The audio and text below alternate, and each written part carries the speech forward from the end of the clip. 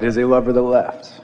And Say again? it is a lover that left me, and somebody that I attracted in even one of the worst times of my life. And I don't understand how that happened, but in the best time of my life, I can't seem to get them back, and that's what I'm trying to get clarity When we from. asked for clarification, because it wasn't clear to us if you'd said a lover who left or love that left.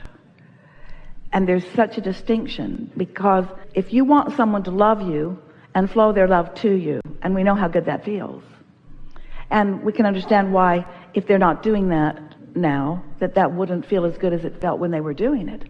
But if you can remember that the reason that you feel the way you feel is for one reason only, is because of what you're broadcasting. What you are broadcasting or radiating or spewing has a relationship with what your inner being is doing at the same time about the same thing. So when it matters to you that you are loved, you can't control that, because people have different ideas about what they want. You heard our friend say she cut him loose. Yes. As she chose what felt better to her. If in order to feel good, you need them to be spewing that to you, you're always going to be in trouble over something, because you are not the object of attention to which everyone else is serving, you see.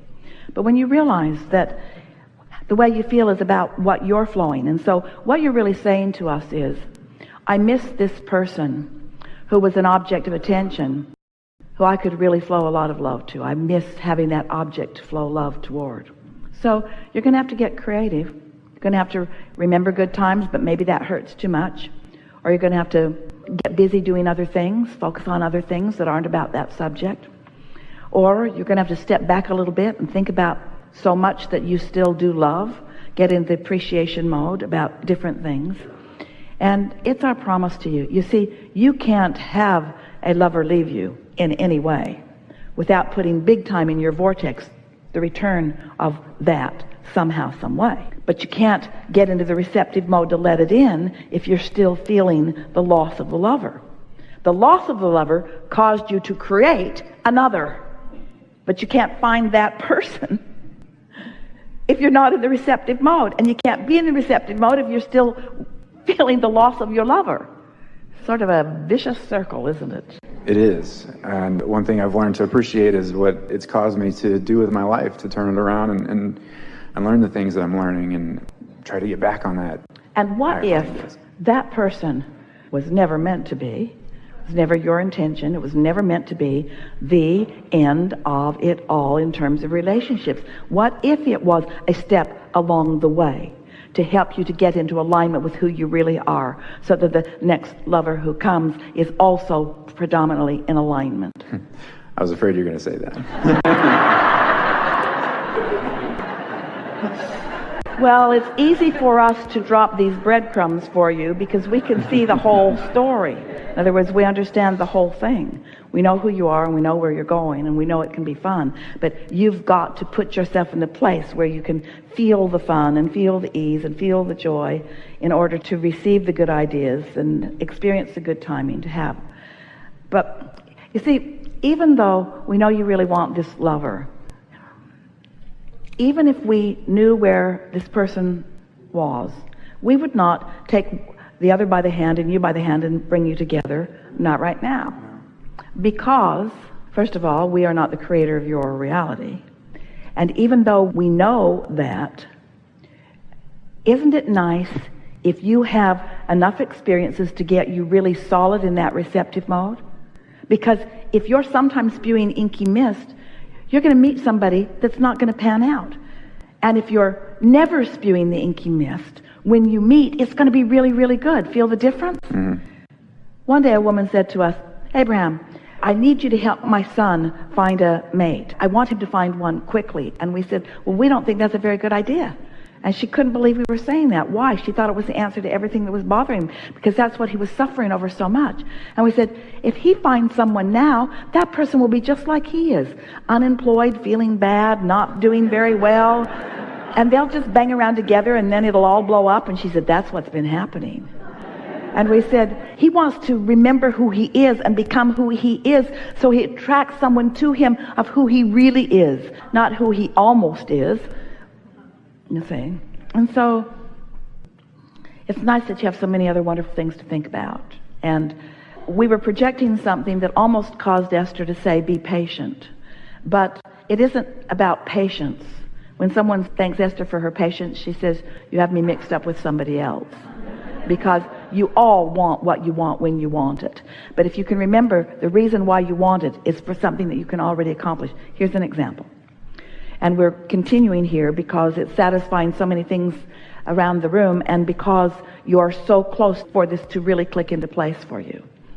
So feel for just a moment the idea of having quickly or now having $100,000 or $200,000 or $300,000 at your fingertips to spend in any way you want, and feel how nice that would be. And then feel the difference between the universe yielding to you instantaneously a way for that to happen in terms of probability, and the ability to imagine prosperity.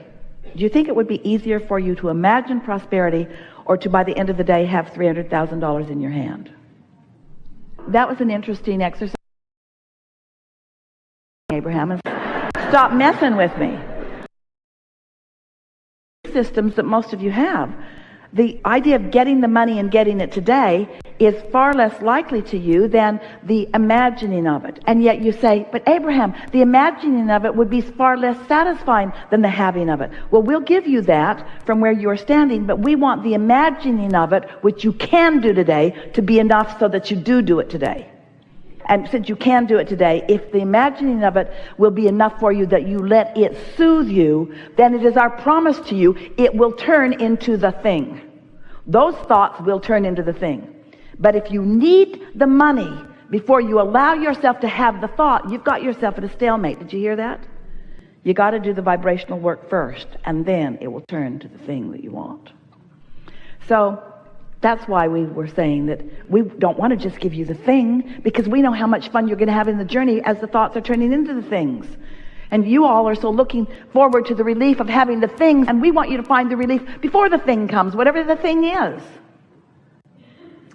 Yes, and I greatly appreciated what you said to an earlier person too about that, about letting the things happen. Your own reality too. So my final question would be, my desires are this is the reality I want to create. I know she wants to create her own reality, and I've gained that appreciation today that she's doing what she wants to do, and she's making that for herself. But what of that? You know, the things that she wants to do, if it's not in line with what I'm trying to create as well, and bringing her back. I mean, of course, I don't want to force somebody to do that. Well, here's the thing. We don't want you to bring her back. We want you to bring your happiness back. And when you do, someone like her or her will come back, will come to you. You got to let go of it being this specific person, and you got to let go of it being this specific person right now, and you've got to broadcast as if it's already happened, and then it will begin to happen in obvious ways. You see, it's difficult, we know. When you really, really want something and it really, really isn't happening, then you really, really, really are annoyed at these words. Really, really, really. We know. Because you have felt the relief of things going the way you want them to go. But we just got to say to you that you are training yourselves to be conditional, and that's not going to serve you well.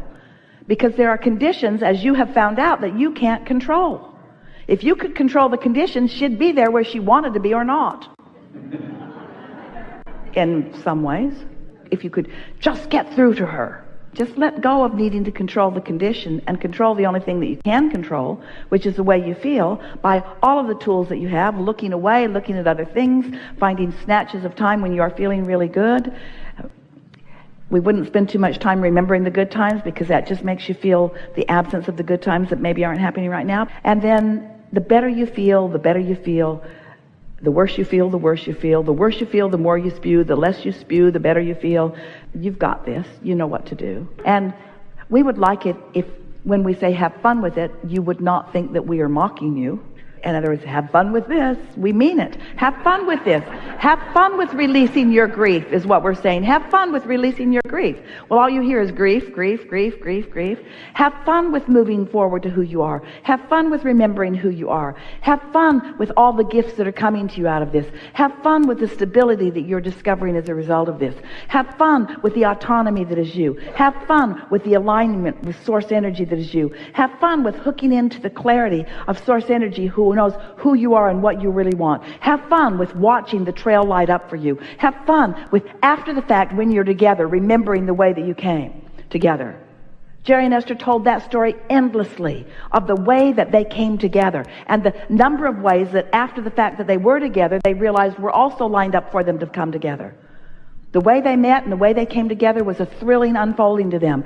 But the longer they were together and the more people they met, the more people that they knew were going to introduce them anyway. In other words, it was going to happen because it was in the vortex. There was no way that it could not happen, you see.